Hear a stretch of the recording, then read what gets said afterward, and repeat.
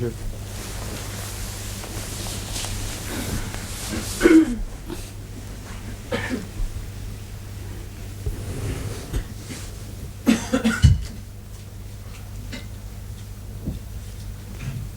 ٹھیک ہے، اچھی خبر ملی ہے، ہم سب کو دے دیں، یہ سب سے زیادہ ڈیزرو کرتے ہیں اس خبر کو پڑھنا.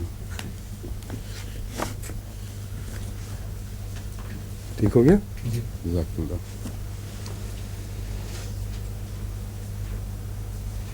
اعوذ باللہ من الشیطان الرجیم، بسم اللہ الرحمن الرحیم. هذا ما توعدون ليوم الحساب ان هذا لرزقنا ما له من نفاد هذا وان للطاغين لشر مآب. یہ تلاوت آخر تک ہو چکی ہے نا، اس لیے کل ہی ہوئی تھی. اب یہ 3 آیتیں بطور تبرک تلاوت کر کے ان سب آیات کی جن کی تلاوت ہو چکی ہے، ان سب آیات کا ترجمہ پیش کرتا ہوں جن کی تلاوت ہو چکی ہے.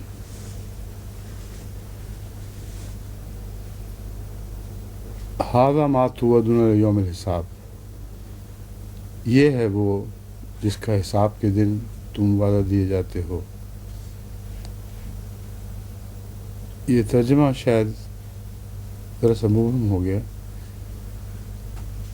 ھذا ما توعدون، یہ ہے وہ جس کا تم ہمیشہ وعدہ دیے جاتے رہے ہو، جس کا تمہیں وعدہ دیا جاتا ہے کہ حساب کے دن تم سے یہ معاملہ ہوگا. لے یوم الحساب میں یہ مفہوم ہے کہ حساب کے دن جو تم سے معاملہ ہوگا وہ یہ وعدہ ہے جو تم دیے جاتے ہو. ان ھذا لرزقنا ما لہ من نفاد، یقیناً یہ ہمارا رزق ہے جو نہ ختم ہونے والا ہے. وَإِنَّ لِلطَّاغِينَ لَشَرَّ مآب،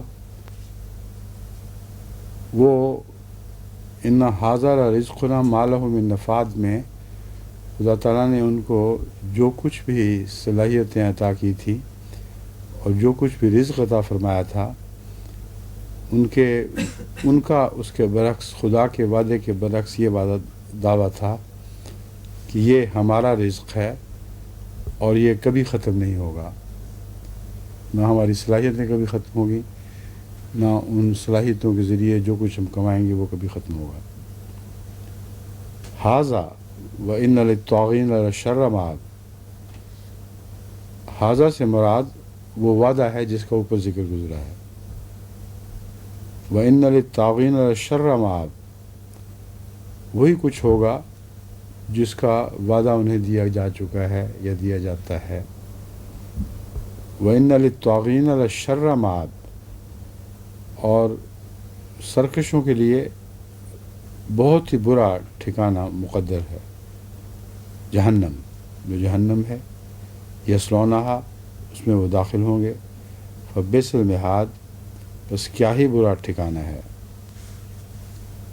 ھذا فلیذوقوہ حمیم و غساق، یہ ضرور ہو کر رہنے والا ہے. ھذا فلیذوقوہ، بس وہ اسے چکھیں، یعنی کھولتا ہوا پانی اور یخ بستہ پانی. وآخر من شکلہ ازواج، اور دوسری بھی اس سے ملتی جلتی چیزیں ہوں گی. ملتی ہوئی جلتی چیزوں سے کیا مراد ہے؟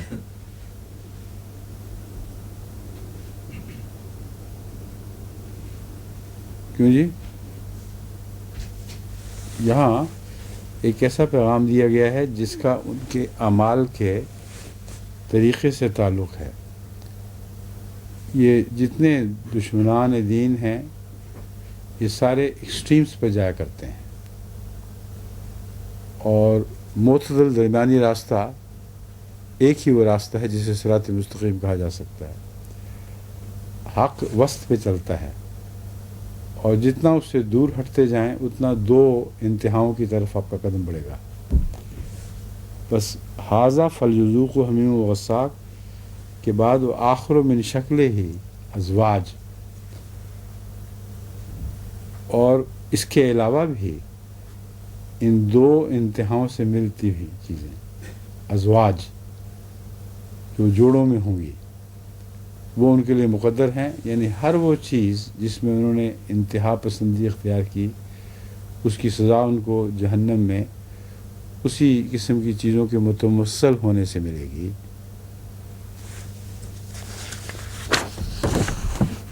ھذا فوج مقتحم معکم. اب دیکھیں فوج ہے، یہ فوج کس طرح بنی؟ صرف وہ ٹھنڈی اور گرم کی انتہاؤں سے نہیں بنی، بلکہ ان دو انتہاؤں کے درمیان مختلف بدیوں میں مبتلا لوگ جو کبھی ایک انتہا کی طرف مائل ہوئے، کبھی دوسری انتہا کی طرف مائل ہوئے، ان سب نے ایک فوج بنا دی ہے مجرمین کی.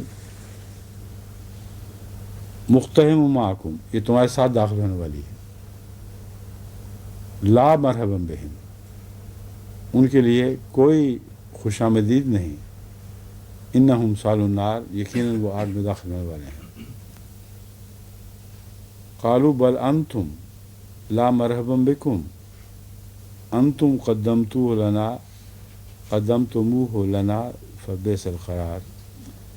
جب یہ آواز آئے گی کہ ان کے لیے کوئی مرحبا، کوئی خوشخبری نہیں، تو اس سے پہلے وہ لوگ جہنم میں داخل ہو چکے ہوں گے جن کا پہلے ذکر گزرا ہے. ھذا فوج مقتحم معکم، یہ انہوں نے ان کے ساتھ بعد میں داخل ہونا ہے، اس سے پہلے وہ اپنی جگہیں سنبھال بیٹھیں گے. ان کو یہ بعد میں داخل ہونے والے کہیں گے کہ بدبختو، تمہیں کوئی خوش آمدید نہیں، کیونکہ تم نے ہی تو ہمیں یہ رستہ دکھایا ہے. اگر تم ہمارے لیے بد نمونہ نہ بنتے تو ہمیں یہ دن دیکھنا نصیب نہ ہوتا. انتم قدمتموہ لنا فبئس القرار، تم ہی نے اس سے پہلے ہمیں اس رستے پر ڈالا تھا، بس کیا ہی بری قرار کی جگہ ہے. قدمتموہ میں آگے بھیجا تھا، مراد یہ ہے کہ جو کچھ تم ہم سے پہلے کرتے رہو وہ ہمارے نمونہ بن گیا تھا، اور تمہارے نقوش قدم پر چل کر ہم یہاں تک پہنچے ہیں. اس کے بعد وہ مخاطب ہوتے ہیں اللہ تعالیٰ سے. قالوا ربنا من قدم لنا ھذا فزدہ عذابا ضعفا فی النار. اے خدا، یہ ہمارے لیڈر ہیں جنہوں نے ہمیں گمراہ کیا ہے، جن کے نقش قدم پر ہم چلے تھے، بس تو ان کے لیے عذاب دوہرا کر دے، آگ کا عذاب ان کے لیے دوہرا کر دے، کیونکہ خود بھی گمراہ ہوئے اور ہمیں بھی گمراہ کرنے کا موجب بنے. وقالوا ما لنا لا نرى رجالا كنا نعدهم من الاشرار. اور وہ کہیں گے یہ کیا بات ہے، ہمیں کیا ہو گیا ہے کہ ہم ان لوگوں کو نہیں دیکھ رہے جہنم میں جن کو ہم اشرار میں شمار کیا کرتے تھے. اتخذناہم سخریا ام زاغت عنہم الابصار. کیا تم نے ان کو تمسخر کا نشانہ بنا لیا تھا یا حقیر سمجھا تھا؟ ام زاغت عنہم الابصار، یا انہیں تمہاری نظریں پہچان ہی نہیں سکیں. ہم سوری، میں ہمیشہ اس کا غلطی سے یہ ترجمہ کر دیتا ہوں، کیونکہ مخاطب تم ہو رہا ہے تو ذہنی طور پر تم ہی کا لفظ نکل جاتا ہے. اتخذناہم سخریا، حالانکہ میں نے خود ہاتھ سے تم کاٹ کے یا ہم بھی لکھا ہوا ہے، پھر وہی ذہنی موج جو ہے وہی جگہ بنا لیتا ہے. کیا ہم نے انہیں حقیر سمجھ رکھا تھا یا ہماری نظریں ان کے اصل مقام کو پہچان نہ سکیں؟ زاغت عنہم الابصار کا یہ ایک نتیجہ ہے حقیر سمجھنے کا بھی. کیا ہم نے انہیں حقیر سمجھ رکھا تھا، یا یہ ان کو معمولی اور حقیر سمجھنا ہی باعث بنا اس کے کہ ہم نے ان کو کلیتاً نظر انداز کر دیا، کسی شمار میں نہیں لے کے آئے ان کو. ان ذالک لحق تخاصم اہل النار، یقیناً یہ جو کچھ گزر چکا ہے، جس کا بیان جو گزر چکا ہے، یہ ضرور حق ہے۔ تخاصم اہل النار، یہ اہل نار کا باہم جھگڑا ہوگا اور اسی طرح ہوگا، یعنی جہنم میں وہ ایک دوسرے سے ایسی ہی باتیں کریں گے۔ آگے تلاوت نہیں ہے؟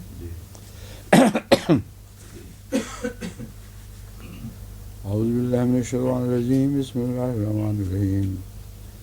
قل انما انا منذر وما من الہ الا اللہ الواحد القہار۔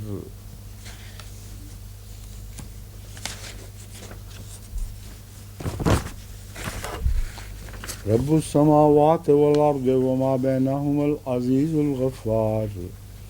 قل هو نبأ عظیم انتم عنہ معرضون۔ ما كان لي من علم بالملأ الأعلى إذ يختصمون إن يوحى إلي إلا أنما أنا نذير مبين إذ قال ربك للملائكة، یہ رہ گیا تھا غلطی سے، إذ قال ربك للملائكة إني خالق بشرا من طين فإذا سويته ونفخت فيه من روحي فقعوا له ساجدين فسجد الملائكة كلهم أجمعون إلا إبليس استكبر وكان من الكافرين قال يا إبليس ما منعك أن تسجد لما خلقت بيدي استكبرت أم كنت من العالين قال أنا خير منه خلقتني من نار وخلقته من طين قال فاخرج منها فإنك رجيم وإن عليك لعنتي إلى يوم الدين قال رب فانظرني إلى يوم يبعثون قال فإنك من المنظرين إلى يوم الوقت المعلوم قال فبعزتك لأغوينهم أجمعين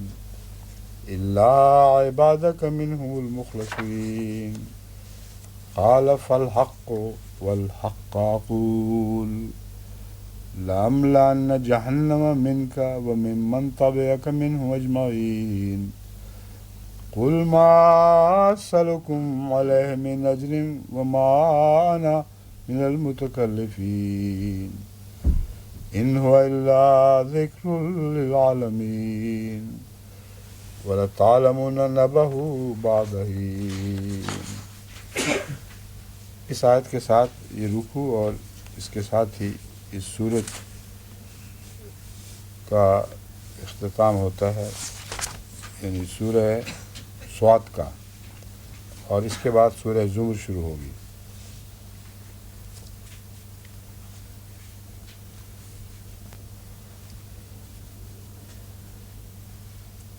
یہ قل انما انا منذر وما من الہ الا اللہ الواحد القہار، تو ان سے کہہ دے کہ میں تو محض ایک ڈرانے والا ہوں یا متنبہ کرنے والا ہوں، وما من الہ الا اللہ الواحد القہار، اور ایک خدا، ایک اللہ کے سوا جو واحد ہے اور صاحب جبروت ہے، اور کوئی معبود نہیں۔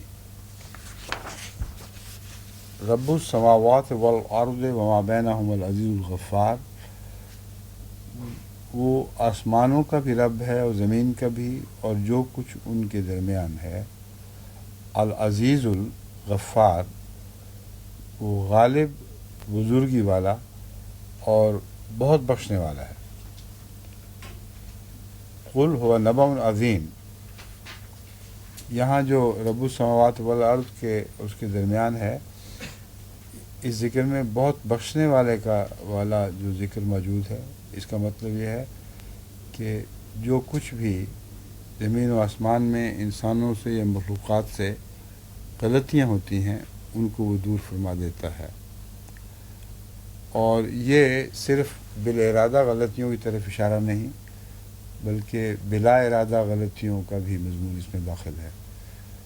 چنانچہ بہت سے آسمانی اجرام جو اڑتے پھرتے ہیں اور غلطی سے یعنی اس طبی رو میں نظام کے اندر دخل اندازی کرنے کی کوشش کرتے ہیں، ان کی اس غلطی سے اللہ تعالیٰ ان کو منع کر دیتا ہے یا ان کو باز رکھتا ہے، اور یہ بھی اس کی غفران کا ایک نمونہ ہے.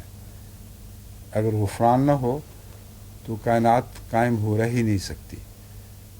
جو کچھ ان کے درمیان ہو رہا ہے اس کے اوپر مسلسل خدا کی مغفرت کی نظر ہے. اگر ایسا نہ ہوتا تو یہ زمین آسمان ٹل جاتے اور اصل پناہ رہتے.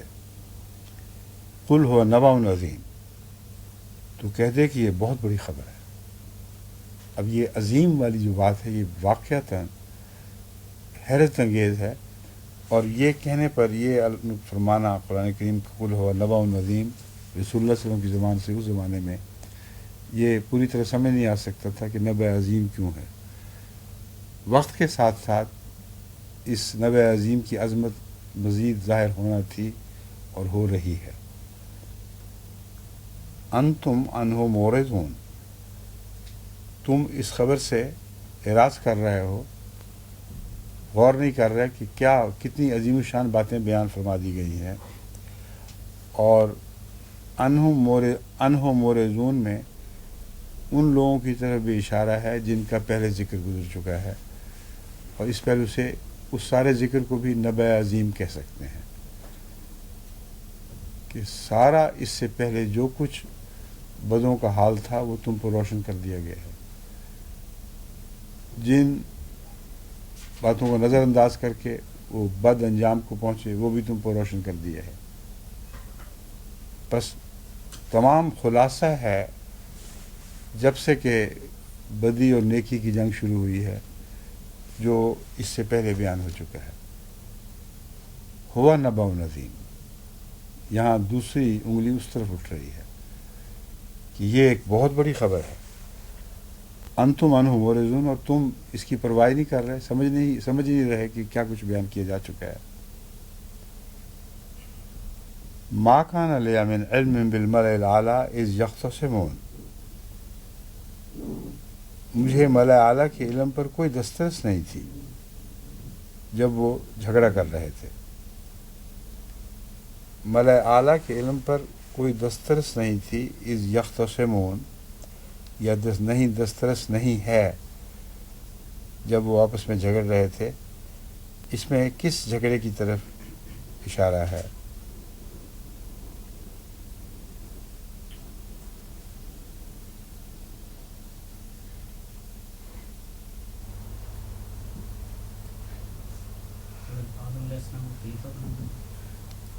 اور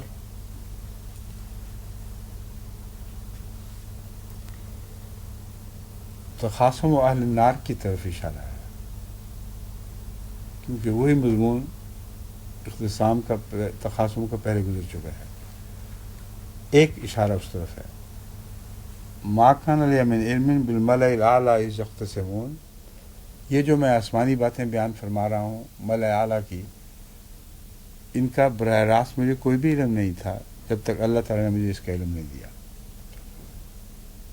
اور حق ہے ان کا تخاصم، اس لیے خواہ یہ ظاہری وقت کے پیمانے کے لحاظ سے جسے ہم جانتے ہیں یہ بہت بعد میں ہونے والا واقعہ ہو، لیکن اللہ تعالیٰ کے پیمانے میں وقت کی وہ تعریف نہیں ہے جو ہماری تعریف ہے.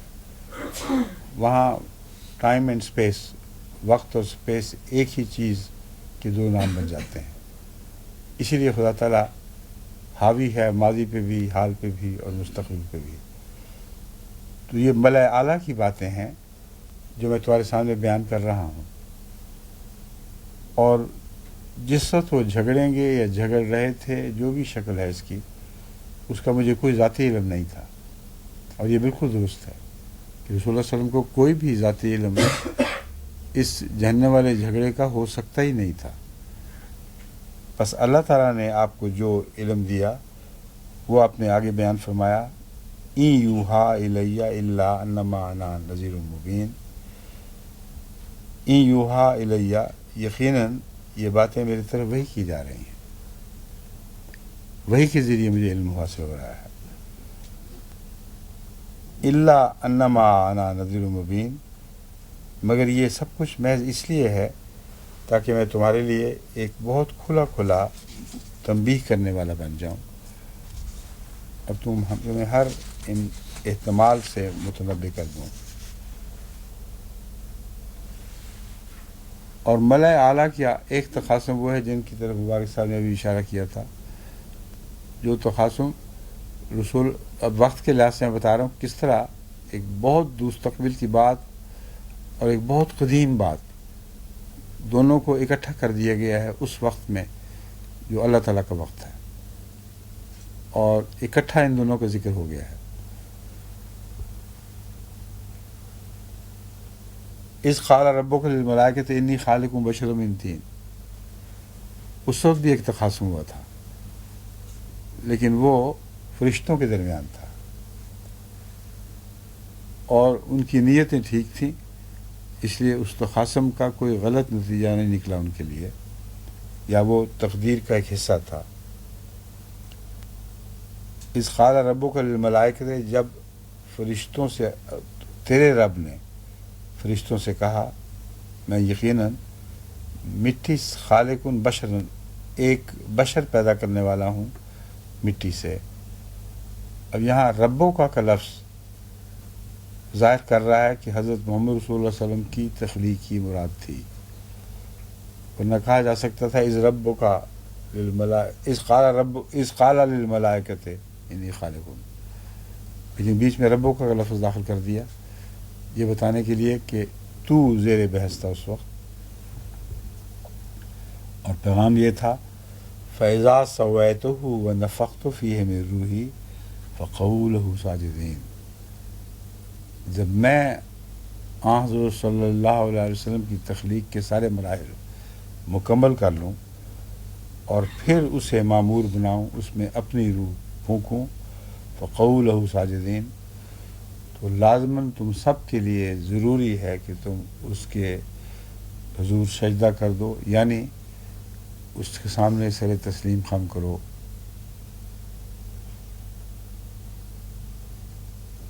فسجد الملائکۃ کلہم اجمعون، جتنے بھی فطرتاً نیک لوگ تھے،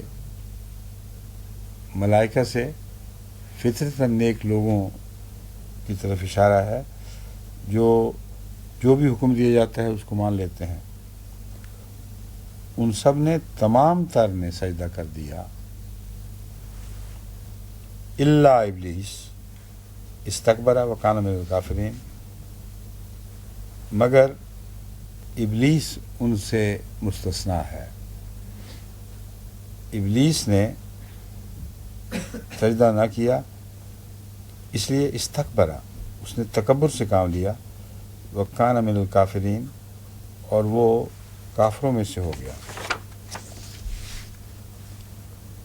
قال یا ابلیس ما منعک ان تسجد لما خلقت بیدی استکبرت ام کنت من العالین، اس نے یعنی اللہ تعالیٰ نے فرمایا اے ابلیس تجھے کس چیز نے اسے سجدہ کرنے سے منع کیا ہے؟ اسے نہیں. قال یا ابلیس، کہا اے ابلیس کس چیز نے تجھے سجدہ کرنے سے منع کیا ہے؟ اسے جسے میں نے اپنی خاص قدرت سے تخلیق کیا ہے یا اپنی قدرت کے ہاتھوں سے تخلیق کیا تھا. ما منعک ان تسجد لما خلقت بیدی، جسے ہم نے اپنی خاص قدرت کے ہاتھوں سے تخلیق کیا تھا یا کیا ہے. استکبرت ام کنت من العالین، کیا تو نے تکبر سے کام لیا ہے یا تو بہت ہی اونچی مخلوق ہے، کوئی چیز بہت بلند تصور کرتا ہے اپنے آپ کو. قال انا خیر منہ، اس نے کہا میں اس سے بہتر ہوں، خلقتنی من نار، تو نے مجھے آگ سے پیدا کیا ہے، وخلقتہ من طین، اور تو نے اسے گیلی مٹی سے پیدا کیا ہے۔ اس سے پہلے استکبرتا اور من العالین، یہ دو مضمون بیان ہوئے ہیں۔ کیا ایک ہی مضمون کی دو صورتیں ہیں جو پیش کی جا رہی ہیں، یا اور تکرار محض زور دینے کی خاطر ہے، یا کچھ اور معنی اس میں داخل ہو جاتے ہیں؟ اس کے متعلق فرمائیں، کون کچھ کہے گا؟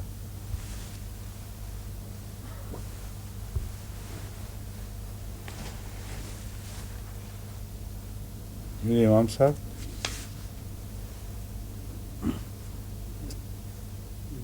تکبر تو وہی کرتا ہے جو اپنے آپ کو اونچا سمجھتا ہے نا۔ تو پھر یہاں استکبرتا ام کنت من العالین میں یہ دو باتیں الگ الگ کیوں بیان ہیں؟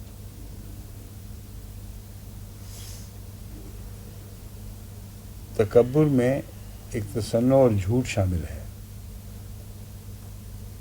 کیا تو نے محض تکبر سے ناحق کام لیا ہے جبکہ تجھے پتہ ہے کہ تو اس تکبر کے لائق نہیں تھا؟ ام کنت من العالین، یا تو واقعی کوئی بہت اونچی مخلوق ہے؟ تو شیطان نے اس دوسرے حصے کو پکڑا ہے اور کہا ہاں میں اونچی مخلوق ہوں، مجھے تو نے آگ سے پیدا کیا ہے اور اسے گیلی مٹی سے۔ اس کے نتیجے میں آگ کے ظاہری غلبے کی طرف تو اشارہ ہو جاتا ہے جو گیلی مٹی پر ہو جایا کرتا ہے، مگر خیر منہ کا زمینوں کا دعویٰ سچا نہیں نکلتا، شر منہ کا دعویٰ ہونا چاہیے تھا کہ ہاں اس لیے میں اس سے بغاوت کروں کہ میری فطرت میں شرارت ہے اور بغاوت ہے، ہر نمو کی طاقت کے میں مخالف ہوں اور ہر نمو کی طاقت کو میں خاکستر کر دیتا ہوں یا خاکستر کرنے کی صلاحیت رکھتا ہوں۔ تو اصل میں اس کی شرارت کا دعویٰ تھا، اور پیش اس طرح کیا ہے دھوکے کے ساتھ کہ میں غالب ہوں، میں مٹا دیتا ہوں، اس لیے میں اچھا ہوں۔ ہر چیز جو غالب ہو اچھی نہیں ہوا کرتی، لیکن ہر اچھی چیز کو بالآخر غلبہ نصیب ہو جایا کرتا ہے۔ یہ دو الگ الگ باتیں ہیں جن کو پیش نظر رکھنا ضروری ہے۔ اس پر اللہ تعالیٰ نے فرمایا ہے فخرج منہا فإنک رجیم، بس اس سے نکل جا، تو دھتکارا ہوا ہے۔ اب اس میں کوئی جبری فیصلہ نہیں ہے کہ نکل جا، بلکہ اس کے اقرار کا ایک طبعی نتیجہ ہے۔ یعنی جس جنت میں میں نمو کی پرورش، نمو کی تجلی کرنا چاہتا ہوں، وہاں تیرے جیسے وجود کا ٹھہرنا ہرگز ان مقاصد کو تقویت نہیں دے سکتا۔ فخرج منہا، اس اعلان کے بعد کہ میری تخلیق کی اسکیم کی تو ہمیشہ مخالفت کرے گا، تجھے حق نہیں ہے کہ ان بندوں کی جنت میں رہے جو میرے بندے ہیں اور جو ہمیشہ نمو کی نمائندگی کریں گے۔ فإنک رجیم، اب تو دھتکارا ہوا ہے۔ وإن علیک لعنتی الی یوم الدین، اور میری تجھ پر قیامت کے دن تک، جزا کے دن تک یہ لعنت ہے جو قائم رہے گی۔ تجھے میرے اپنے اور پیارے بندوں پر غلبہ عطا نہیں کیا جائے گا، تجھے یہ استطاعت نہیں ہوگی کہ ان کے قریب بھی پھٹکے۔ بس قرآن کریم کی تمام ایسی دوسری صورتیں، آیتیں جو اس مضمون کو بیان فرما رہی ہیں، اس کو کھول رہی ہیں، اسی بات کو کھول رہی ہیں کہ شیطان کو خدا کے پاک بندوں کے قریب پھٹکنے کی بھی اجازت نہیں ہوگی۔ قال رب فانظرنی الی یوم یبعثون، تو نے جس یوم یبعثون کی بات کی ہے، اگر اس درمیانی عرصے میں مجھے کچھ موقع عطا ہو جائے کہ میں ان سب کو جن کو تو، وہ شیطان کہہ ہے جن کو تو اپنا بندہ سمجھ رہا ہے، تو یہ دکھا دوں کہ یہ تیرے بندے نہیں ہیں. اس تکبر کے ساتھ اس نے یہ خدا سے مخاطب ہو کے کہا. ربے بھی کہہ رہے ساتھ ساتھ، اے میرے رب، انظرنی الی یوم یبعثون، مجھے مہلت دے اس دن تک کہ جب سب مبعوث کیے جائیں گے. قال فإنک من المنظرین، اس نے کہا بس یقیناً تو مہلت دیے جانے والوں میں سے ہو گیا، یوں تو نے مانا، تو نے مطالبہ کیا، میں نے مان لیا. الی یوم الوقت المعلوم، ایک معلوم وقت کے دن تک. یہاں ایک وقت معلوم کے دن تک کیوں فرمایا گیا ہے، جبکہ یوم یبعثون واضح طور پر قیامت کی طرف اشارہ کر رہا ہے.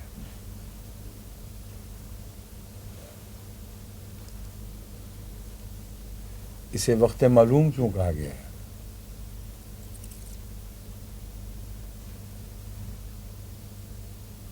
کوئی فائدہ آئی ہوئی ہے کہیں؟ کیا خیال ہے تمہارا؟ کچھ سمجھ آئی یا نہیں؟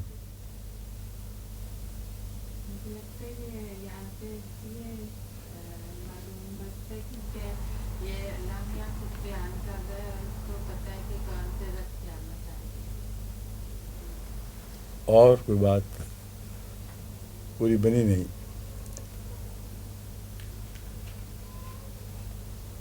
یوم یبعثون جو ہے یہ واقعہ اس دنیا میں ہمیشہ ہوتا ہے جب اللہ کا نبی مبعوث ہوتا ہے.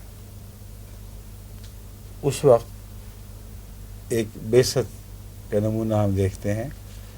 تو وقت معلوم بار بار آنے والا وہ معلوم دن ہے جس اللہ کے علم میں ہے، اور ہر دفعہ ایک نئے نبی کی بعثت کے ساتھ یہ کہانی دہرائی جاتی ہے.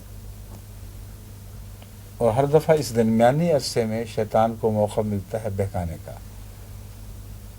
اور جب وہ کثرت سے لوگوں کو بہکا دیتا ہے تو پھر ضرورت ہوتی ہے خدا کے اس نمائندے کی جو اثر نو شیطان سے خدا کے بندے واپس چھین لے. تو شیطان کا وہ درمیانی غلبہ اس کا آخری غلبہ نہیں ہے، اور یہ ثابت نہیں کرتا کہ شیطان زیادہ طاقتور ہے، کیونکہ جب کھلی چھٹی دی گئی، سب کو اس نے بہکا لیا، تب خدا کا وہ نبی مبعوث ہوتا ہے جو کثرت کے ساتھ اس سے واپس خدا کے بندے چھیننے لگتا ہے، اور بطور خدا کے بندوں کے وہ نبی کی آواز کے ارد گرد اکٹھے ہونے لگتے ہیں. یہ بھی ایک محشر کا منظر ہے. حضرت مسیح علیہ السلام نے بھی رسول اللہ علیہ وسلم کی طرف اشارہ کرتے ہوئے بار بار اسے قیامت کے منظر کے طور پر پیش کیا ہے. قرآن کریم میں بھی اسے ساتھ قرار دیا گیا ہے. بس یہاں الی یوم الوقت المعلوم میں شیطان نے تو وہ دور کی قیامت کا تصور باندھا ہوا تھا. اللہ تعالیٰ نے، اور جیسا کہ اس کی ہمیشہ سے اس اللہ تعالیٰ کی سنت ہے، وہ سوال کرنے والے کے سوال میں محدود نہیں رہتا اپنے جواب میں، بلکہ اس کا جو اللہ تعالیٰ کا جواب ہمیشہ زیادہ فصیح و بلیغ اور ان باتوں کو گھیرنے والا ہوتا ہے جو سوال میں شامل ہی نہیں ہوا کرتے لیکن ہونی چاہیے تھیں. بس اس پہلو سے اللہ تعالیٰ نے شیطان کو یہ جواب دیا ہے الی یوم الوقت المعلوم. قال فبعزتک لأغوینہم اجمعین، اس نے کہا تیری عزت کی قسم میں ان سب کو گمراہ کر دوں گا. مگر اتنا شیطان کو بھی احساس تھا کہ بندے جو ہوں اللہ کے ان پر میرا کوئی اثر نہیں. الا عبادک منہم المخلصین، اس کا مطلب یہ ہے کہ درمیانی عرصے میں جو بار بار قیامت برپا ہوگی اس میں مخلصین میری دسترس سے باہر ہوا کریں گے. وہ سب کے سب الگ ہوں گے. ان کے سوا جو باقی رہ گئے ہیں ان سب کو، تمام تر کو میں بہکا دوں گا. قال فالحق والحق اقول، اللہ تعالیٰ نے فرمایا بس حق یہ ہے اور میں حق ہی کہا کرتا ہوں. حق بات ہی کہتا ہوں ہمیشہ، لَأَمْلَأَنَّ جَهَنَّمَ مِنْكَ وَمِمَّنْ تَبِعَكَ مِنْهُمْ أَجْمَعِينَ۔ اس نے جو اجمعین کا دعویٰ کیا تھا، اپنے بندوں کو بڑی کثرت سے بیان کیا تھا، فرمایا میں بھی ایک عہد کرتا ہوں، اور میری بات، میرا فرمان، میں بھی ایک فرمان پیش کرتا ہوں، وہ فرمان ہمیشہ حق پر مبنی ہوا کرتا ہے۔ میں یقیناً جہنم کو تجھ سے، وَمِمَّن تَبِعَكَ، اور ہر اس شخص سے جو تیری پیروی کرے، تمام کا تمام بھر دوں گا، ان میں سے ہر ایک کو جہنم میں بھر دوں گا۔ قُلْ مَا أَسْأَلُكُمْ عَلَيْهِ مِنْ أَجْرٍ وَمَا أَنَا مِنَ الْمُتَكَلِّفِينَ۔ اس سے پہلے جو ملأ اعلیٰ کے جھگڑوں کے ذکر میں رسول اللہ صلی اللہ علیہ وسلم نے فرمایا تھا کہ میں تو متنبع کرنے والا ہوں، اب دوبارہ وہی بات بیان فرمائی جا رہی ہے، قُلْ مَا أَسْأَلُكُمْ عَلَيْهِ مِنْ أَجْرٍ، میں اس خدمت پر تم سے کوئی بھی اجر نہیں چاہتا جو تمہارے سامنے یہ ساری باتیں بیان کر رہا ہوں، وَمَا أَنَا مِنَ الْمُتَكَلِّفِينَ، اور نہ ہی میں کسی قسم کا تکلف کرنے والا ہوں۔ تکلف یہ پسل رہی ہے نیچے کی طرف، یہ گدی نہیں ہے، تھوڑی دیر کے بعد میں آہستہ آہستہ نیچے یہ نہیں رکھی گئی ہے، ہاں اس کو اس طرف رخ نیچے کی طرف ہو گیا ہے، اونچا رخ الٹا کیا ہوا ہے۔ یہ رکھنے والے کو یاد رکھنا چاہیے کہ آگے کی طرف جو رخ ہے اس کو موڑ دیں اور اس کو پیچھے کر دیں، تو پھر میں جم کے بیٹھوں گا۔ اب دیکھیں مجھے آپ نے کئی دفعہ یوں ہو کے پھر واپس آتا ہوں۔ ان ہوا الا ذکر للعالمین، میں کوئی تکلف نہیں کر رہا، اپنی طرف سے کوئی بات نہیں بنا رہا، اور سادگی سے یہ باتیں پیش کر رہا ہوں۔ ان ہوا الا ذکر للعالمین، یہ تو محض ایک ذکر ہے تمام جہانوں کے لیے، ایک ایسی نصیحت ہے جس کا صرف اہل عرب سے تعلق نہیں ہے، بلکہ چونکہ میرا تعلق سب جہانوں سے ہے، اس لیے میری یہ نصیحت بھی سب جہانوں کے لیے ایک مشترک نصیحت ہے۔ وَلَتَعْلَمُنَّ نَبَأَهُ بَعْدَ حِینٍ، اور کچھ عرصے کے بعد تم لوگ اس کی حقیقت کو ضرور جان لو گے۔ یہاں سورہ صاد ختم ہوتی ہے۔ اب سورہ زمر۔ اعوذ باللہ من الشیطان الرجیم، بسم اللہ الرحمن الرحیم۔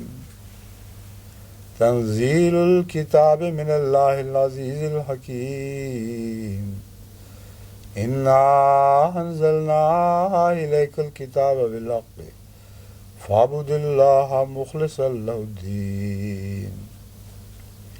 الا للہ الدین الخالص والذین اتخذوا من دونه اولیاء ما نعبدهم الا ليقربونا الى الله زلفى ان اللہ یحکم بینہم فیما هم فیہ یختلفون۔ ان اللہ لا یہدی من هو کاذب کفار۔ ولو اراد اللہ ان یتخذ ولدا، لو اراد اللہ پڑھا تھا میں نے، اچھا، لو اراد اللہ، یہ ہاں غلطی سے پڑھا گیا، یعنی ارادہ وہ پڑھنے کا ہی تھا، یوں ہی غلطی سے منہ سے نکل گیا۔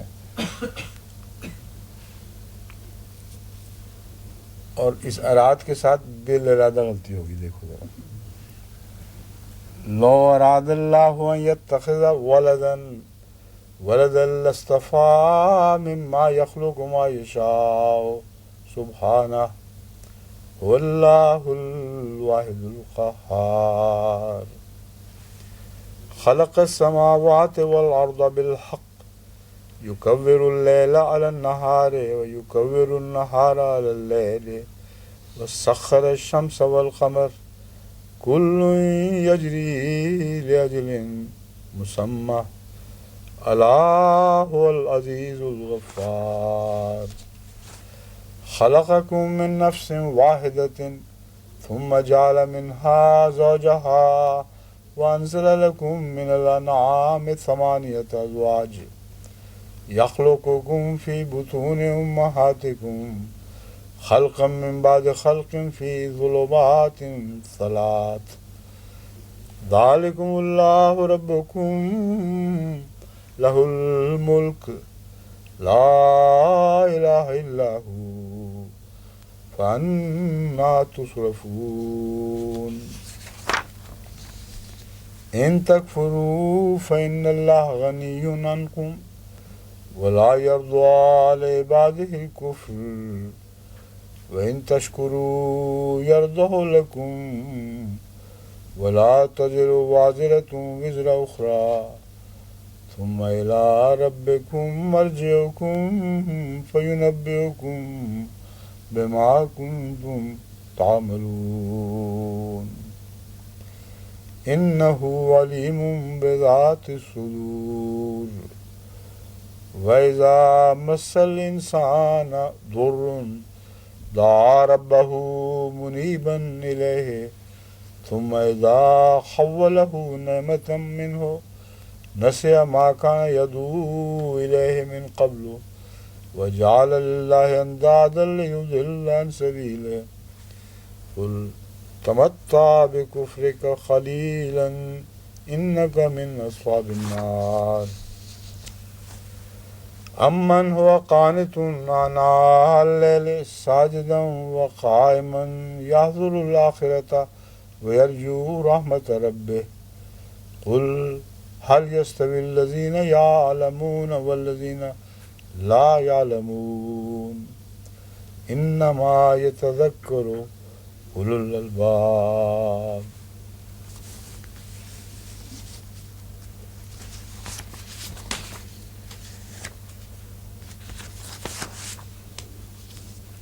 سورہ زمر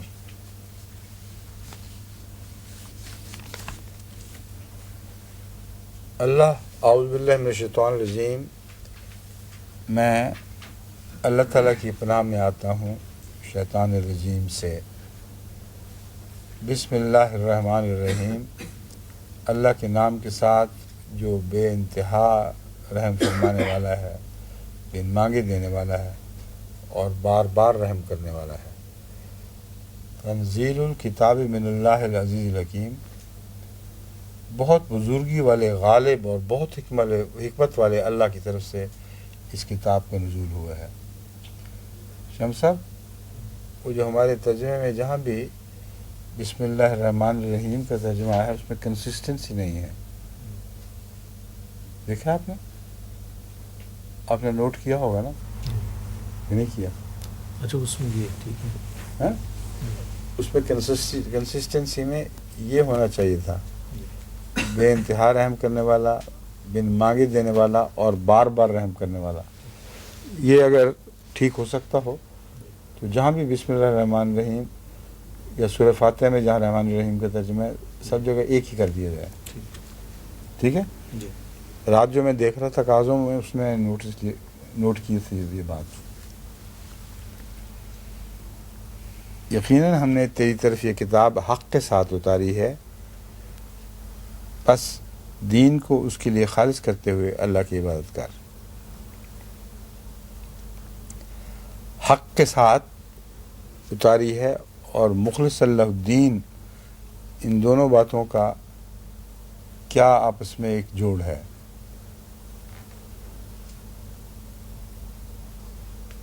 حق کے ساتھ باطل کی آزمائش ہو ہی نہیں سکتی. ناممکن ہے کہ ایک چیز حق بھی ہو اور اس میں باطل کی بھی آزمائش ہو. تو اگر اس کتاب کے حق کا حق ادا کرنا ہے تو اپنے نفس کو ہر باطل سے پاک کر لو. اس کو پکارو مخلص اللہ الدین، خالصتاً اپنے دین کو اس کے لیے پاک و صاف بنا کر، جس میں کوئی بھی غیر اللہ کی آمیزش نہ ہو. پھر عبادت کرو گے تو یہ عبادت مقبول ہوگی. الا للہ الدین الخالص، یہی اسی مضمون کی تکرار ہے یہاں. تکرار بمانا زور دینے کے، کہ سنو اللہ کے ہاں تو سوائے دین خالص کے کوئی دین مقبول ہوتا ہی نہیں. اس لیے اس نقطے کو اہم سمجھو کہ تمہارا دین لازماً خدا کے لیے خالص ہونا چاہیے.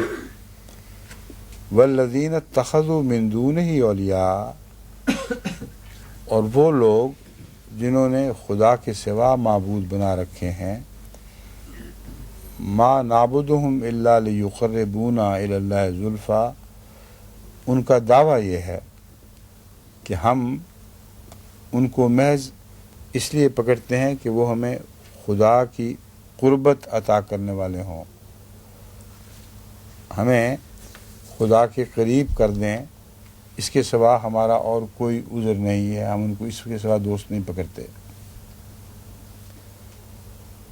یقیناً اللہ تعالیٰ ان کے درمیان اس بارے میں فیصلہ فرمائے گا جس میں وہ اختلاف کرتے ہیں. جھوٹے اور سخت ناشکرے کو اللہ ہرگز ہدایت نہیں دیتا. اللہ کے لیے دین خالص کو اختیار کرنے کے لیے غیر اللہ کی حاجت ممکن ہی نہیں. اس لیے دعویٰ اپنی ذات میں جھوٹا ہے. دین اللہ کے لیے خالص ہو اور غیر اللہ سے سہارا ڈھونڈا جائے، یہ متضاد بات ہے جو بالکل رد کرنے کے لائق ہے. اسی لیے فرمایا کہ جھوٹے اور ناشکرے لوگ ہیں، اور ہر جھوٹے اور ناشکرے کو، کسی جھوٹے اور ناشکرے کو اللہ تعالیٰ ہدایت نہیں دیتا. لو اراد اللہ ان یتخذ ولدا لاصطفیٰ مما یخلق ما یشاء سبحانہ. اس میں خصوصیت کے ساتھ عیسائی نظریے کی تردید فرمائی گئی ہے. پہلی آیت میں تمام معبودان باطلہ کی تردید فرمانے کے بعد اب خصوصیت سے عیسائیوں کے عقیدے کا ذکر چلا ہے. فرماتا ہے، اللہ تعالیٰ فرماتا ہے، اگر اللہ تعالیٰ نے کوئی بیٹا بنانا ہوتا لاصطفیٰ مما یخلق ما یشاء، تو جو کچھ اس نے پیدا کیا ہے اس میں سے جو بہترین اس نے چنا تھا اس کو بناتا، جسے بہترین سمجھا تھا اس کو بناتا. کیا مطلب نکلتا ہے اس کا؟ رسول اللہ صلی اللہ علیہ وسلم. اس بات کی طرف عموماً مترجمین کی نظر نہیں جاتی کہ پردے میں یہ بات کی جا رہی ہے کہ اگر کسی کو میں نے بیٹا بنانا ہوتا تو محمد رسول اللہ کو بناتا، نہ کہ عیسیٰ کو یا کسی اور کو. مگر اس کا سوال ہی نہیں پیدا ہوتا. محمد مصطفیٰ بھی اپنی تمام خوبیوں کے باوجود ہرگز اللہ کا بیٹا نہیں کہلا سکتے، بلکہ بیٹا کہلانے کے خلاف جہاد کے سربراہ ہیں. وہ سپہ سالار ہیں جن کے پیچھے یہ جہاد ہو رہا ہے کہ خدا کا کوئی بیٹا نہیں. هو اللہ الواحد القہار، یہ پیغام ہے محمد مصطفیٰ صلی اللہ علیہ وسلم کا. اللہ نے جس کے لیے ان کو مبعوث فرمایا کہ وہ ایک ہی خدا ہے، واحد ہے اور قہار ہے، بڑی جبروت والا ہے. قہار میں یہ انتباہ شامل ہو جاتا ہے کہ واحد ہے. اگر اس کی وحدانیت پہ تم نے کی طرف غلط آنکھ اٹھائی، میری نظر سے دیکھا، تو جان لو کہ وہ قہار بھی ہے. خلق السماوات والارض بالحق، اس نے آسمانوں اور زمین کو حق کے ساتھ پیدا کیا ہے، یعنی اس میں کہیں کوئی باطل کی آزمائش نہیں. یکور اللیل علی النہار و یکور النہار علی اللیل، وہ خول کی طرح چڑھاتا ہے. یکور کا یہ مطلب ہے رات کو اس نے آسمانوں، وہ رات کو کا خول چڑھا دیتا ہے دن پر، اور رات پر دن کا پردہ ڈال دیتا ہے. اب رات پر خول چڑھا دیتا ہے تو کیا مقصد ہے، کیا مطلب ہے؟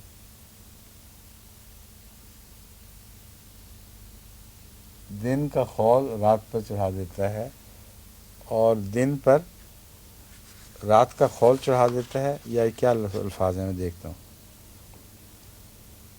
ہاں دونوں طرح ایک ہی الفاظ ہیں. خول چڑھانے کا کیا مطلب ہے؟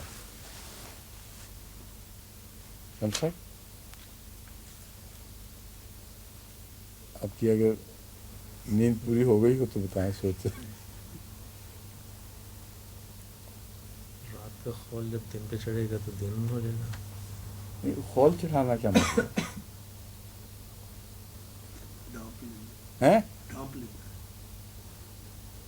دن رات کو ڈھانپتا ہے.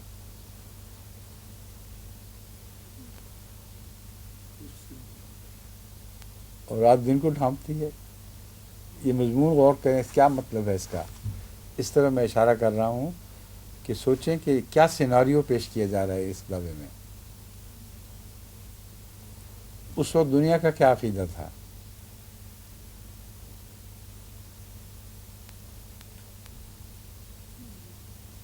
وہ صرف اتنا جانتے تھے کہ سورج غروب ہو گیا اور رات آ گئی، سورج طلوع ہوا اور رات چلی گئی. لیکن یہ سمجھ نہیں آ رہی تھی، ان کو سمجھ نہیں آتی تھی کہ یہ ہو، پھر وہی پھسل رہا ہوں اس وقت، یہ ہو کیسے سکتا ہے. سورج اور زمین کا یہ جو تصور ہے کہ زمین سورج کے گرد گھوم رہی ہے، یہ تو موجود نہیں تھا. یہ موجود تھا. پھر وہ کیا سوچتے ہوں گے کہ سورج دوبارہ کیوں طلوع ہوتا ہے. سورج کے دوبارہ طلوع ہونے کی طرف ان کی توجہ کھینچی، مبذول کرائی جا رہی ہے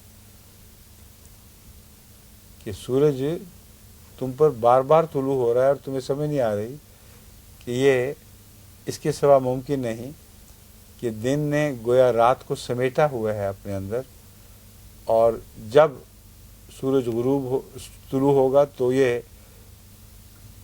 دن کا رات پر پردہ ختم ہو جائے گا، اور ہر رات نے ایک صبح کے طلوع کو اپنے اندر سمیٹا ہوا ہے.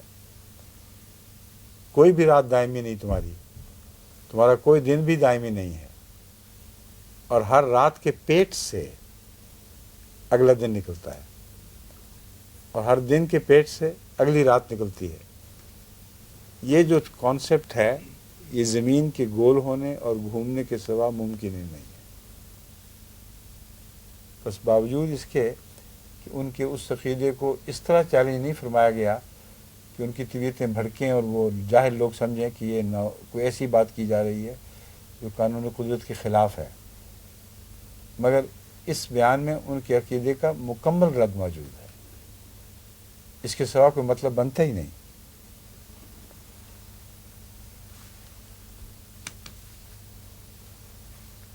اس کے مان بات فرماتا ہے، اس نے سورج اور چاند کو مسخر فرمایا ہوا ہے، سب اپنی مقررہ میعاد کی طرف متحرک ہیں.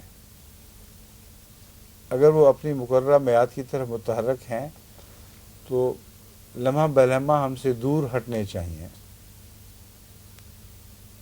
سوائے اس کے کہ زمین بھی ساتھ ساتھ متحرک ہو اور گھوم رہی ہو. ورنہ ہونا یہ چاہیے تھا کہ چاند اور سورج یوں نکلیں ایک دفعہ تو دور ہٹتے ہوئے نظروں سے غائب ہو جائیں. تو ایسی تقدیر ہے خدا تعالیٰ کی کہ متحرک تو ہیں مگر تم سے دور نہیں جانا چاہتے، اور دور نہ جانے کی وجہ یہ ہے کہ زمین ان کے ساتھ ساتھ متحرک ہے.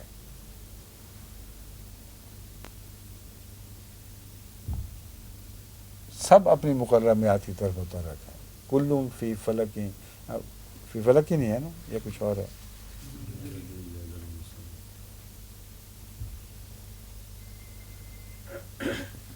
پہلی آیت کون سی ہے؟ یہ ہے. اچھا، کلّ یجری لاجل مسمى. کلّ میں صاف ظاہر فرما دیا گیا کہ صرف چاند اور سورج اس آیت کے موضوع نہیں، ورنہ یہ کہنا چاہیے تھا کلّہما، چاند اور سورج دونوں کے ذکر فرما کر ہما کہنا چاہیے تھا، کہ اللہ تعالیٰ کی یہ زبان ایسی لطیف بلاغت کے پردوں میں لپٹی ہوئی ہے کہ ایک زمانے کے انسان کو استطاعت ہی نہیں کہ اس کو جھٹلا سکے، حالانکہ ایک دائمی صداقت اس میں بیان بھی ہو گئی ہے جسے وہ کلیتاً ناواقف تھے۔ اب کلون نے بتایا کہ زمین ان کے ساتھ ساتھ چل رہی ہے،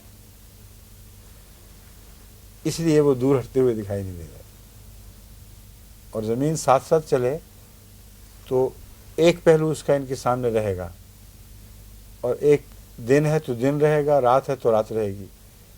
یہ جو رات کے پیٹ سے دن نکالنا اور دن کے پیٹ سے رات کا نکالنا، یہ زمین کی اپنے محور کی گرد حرکت کی طرف اشارہ کر رہا ہے کہ دائماً اس کا ایک ہی چہرہ ان کے سامنے نہیں رہتا، وہ ساتھ ساتھ تو چل رہی ہے لیکن اپنے چہرے بدل رہی ہے۔ کبھی ایک چہرہ اس کا ان کے سامنے آتا ہے، کبھی دوسرا چہرہ ان کے سامنے آتا ہے۔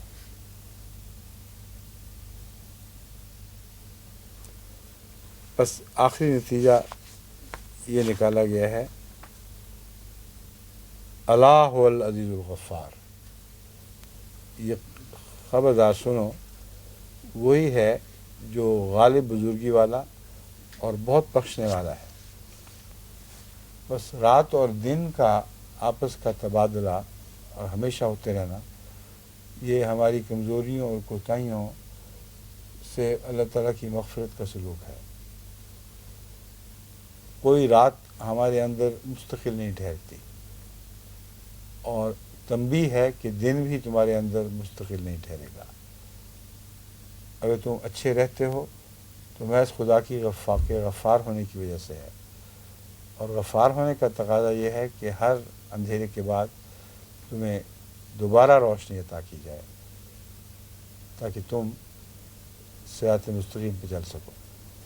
اور جو اس سے پہلے شیطان کا مضمون تھا کہ اسے بار بار ایک یوم باعث ہوتا ہے اور بار بار روشنی میں قدم بڑھانے کا موقع ملتا ہے، یہ آخری حصہ صورت کا اسی مضمون کو دوبارہ اجاگر کر رہا ہے، اور ساری کائنات پہ غور کرنے کے بعد اس کے سوا کوئی نتیجہ نکلتا ہی نہیں۔ حیرت انگیز مضامین ہیں جو اس تھوڑے سے پورے میں بند کیے گئے ہیں۔ ان کے ہر حصے پر غور کرو تو لامتناہی رستے کھلے ہیں غور کے۔ ہیں 2 منٹ رہتے ہیں زیادہ کی خاطر، وقت ہو گیا۔ اچھا اس کو سیٹ کر لیں آپ نے۔ اچھا ویسے ہی وقت ہو گیا ہے، صرف جنازے کی خاطر نہیں؟ نہیں میری گھڑی دیکھیں گے۔ تھوڑا سا لگایا تھا نا لیٹ، اس لیے میں نے تو کہا کہ وقت پہ چلایا کروں گی، میں دیر سے بھی آؤں تو گھڑی وقت پہ چلتی ہے ٹھیک ہے، تاکہ غلطی سے میرا دیر میں بیٹھے۔